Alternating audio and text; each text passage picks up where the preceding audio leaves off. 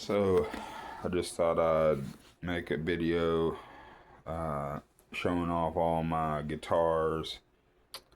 I'll start with number one. This is literally called number one. That's one of the many names for it. It's also called my Jesus guitar.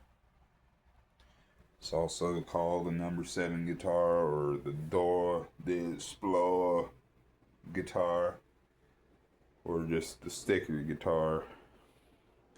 Those are the names that I have for it. Oh, and Old Reliable, Old Blue. Yeah, those are some of the names for it. Got Cincy Seeds. That's the tongue twister. Cincy Seeds sticker. I voted sticker. SpongeBob and Patrick. Hell yeah. Dora the Explorer, like I said, and Plankton. The Dora the Explorer. That sticker is the oldest one on there. And then of course I put the story behind this duct tape here is I kind of like the punk rock aesthetic, so I just wanted to have a punk rock type of guitar. And anyways, I got really drunk on some Bud Light one night way back when I was 21, and I put a big giant scrape in that guitar because I was trying to carve in a marijuana plant. I wanted to carve in a marijuana plant. I wanted to draw one on there, and I just never got around to it. So I was like, if I'm just gonna put tape over it, and that's what I did. But other than that, it's a badass guitar, and I think it's cool. I think tape is cool. I think it's got a badass aesthetic to it, and it's got all the original pickups. I love the pickups in this guitar in particular. It's got kind of a gritty, dirty type of tone to it. The only thing I don't like about them is a lot of SSS Fender Strats, Squires, or actual Fenders. No matter where they're made, whenever they come straight out of the factory, they do this by design. I swear, they make it where the tone knobs don't do anything. These tone knobs do nothing. They're just on full blast the whole time, and the only thing that works is the volume. So I need to do a modification where I have all tone selection in all of the 5 positions on the toggle switch for all of the 3 pickups. And then also I need to get this knob fixed because when I get to 10, it cuts in and out when I get right there, and that's a pain in the ass because I always love to have my volume up on 10 pretty much, especially when I'm jamming real loud rock and roll. There's no sense of having it any lower than 10. And I really love the specs of this guitar. This is my favorite electric guitar in the world. This is a 20th anniversary Fender Squire Strat made in China. It says it's made in China. There's the O2 right there, 2002.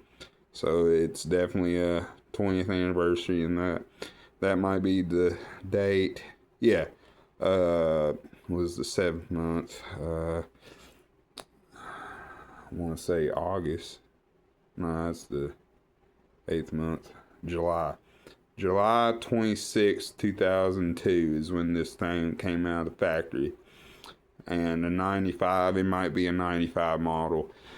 These are definitely modern tuning machines. I prefer these way more than the old Leo Fender era tuning machines. I hate that aesthetic. I love the aesthetic of these the most. This is my favorite guitar as far as specs go.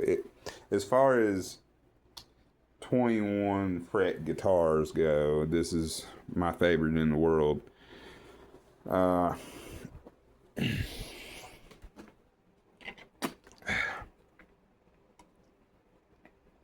Sorry, I got dip in. What else? Oh, and something that my buddy did that's really badass is he put 5 freaking springs in that some bitch. So that whammy bar really works.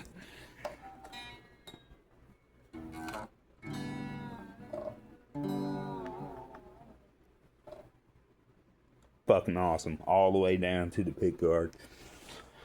But yeah, that's my Fender Squire Strat, and you can see that it's made in China because of the black label the way it is.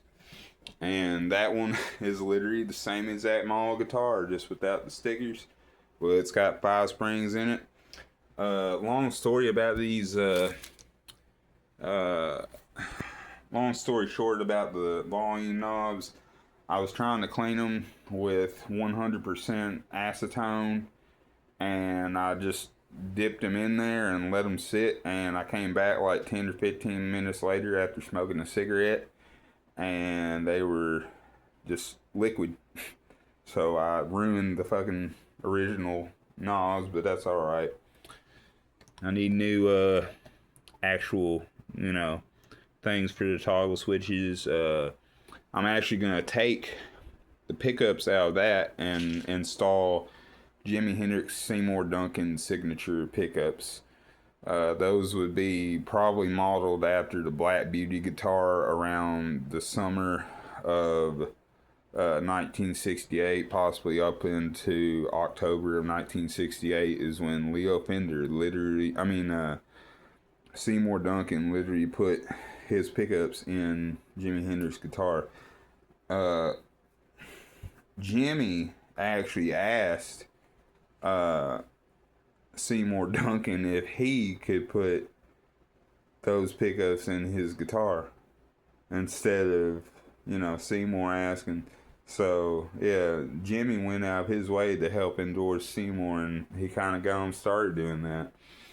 But yeah, same exact specs on everything. That is literally a twin guitar. And here's the 20th anniversary label. Badass guitars, man. And this over here is my flamenco or classical guitar, whatever you want to call it. I normally have the Willie Nelson strings, the Bellas or something like that. Bella, I can't remember. It's not Cabela because that's a store. And I can't remember the numbers either, but it's the same exact strings that Willie Nelson still uses to this day. The ones I'm talking about are black. These are clear. I don't like the clear, but they're easy for the person that's putting the strings on to put in because they got a ball end, and that's the reason why I chose those.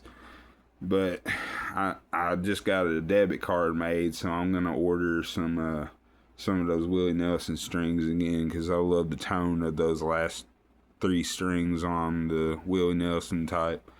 But yeah, this is a Alvarez. It's been a while since I've seen the model. The model is a RS26NBG. It's a badass guitar, man. Serves a good purpose. Quiet playing, but still a little bit of volume. That way I can play at nighttime just a little bit with my fingers. It's got a crack right there and there. Because I had it in the cold, it stayed in the cold. The cold was way too harsh on it, but it'll pull through. It's a toughie. And that's my little nephew's guitar that I bought him for $75. It's a badass little guitar. It's got a single humbucker, a Doyle humbucker, just a bridge humbucker, and it's a hardtail, just one volume knob. Hell yeah, man.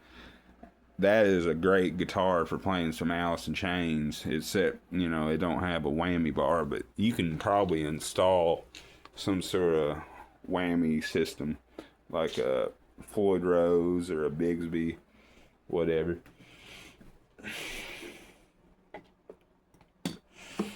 I guess I'm gonna have to make this into 2 parts. Anyways, here's my Epiphone. This guitar, his name actually inspired my stage name, Fiddler. There was a character on the documentary series about African slavery called Roots in the 70s called Fiddler. His slave name was Fiddler. And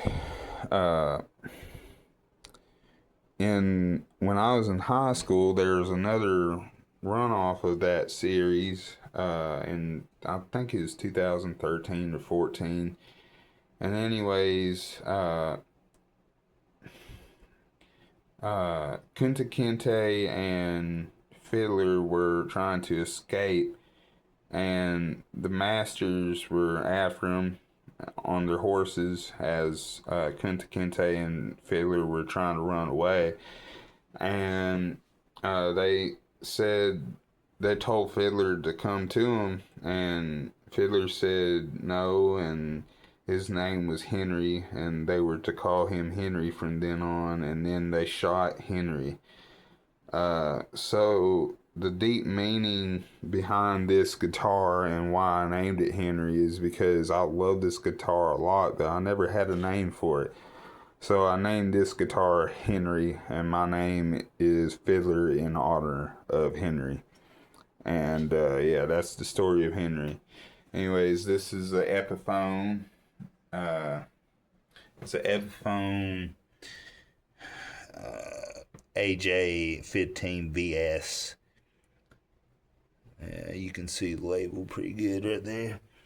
But he's got some cracks on the top right there, but he also needs a little sanding down on the wood on the fretboard, and I also need to get his frets replaced.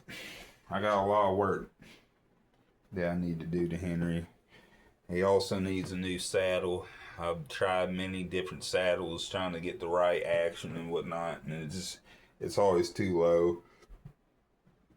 And I'll probably go ahead and change out that genuine Epiphone plastic nut and get a synthetic ivory or a bone nut, and that'd be really nice as far as tone goes.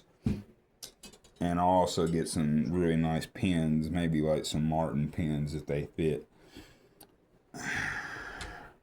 or some sort of like bone or synthetic ivory pins. But anyways, he's got Grover tuning machines.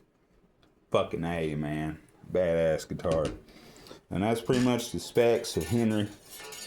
And he's also got a thing where you put the strap in right there. I love that. And of course down there.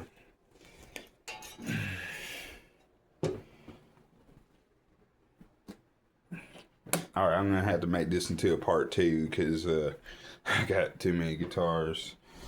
I got 3 more after this. Oh, actually 4 more after this.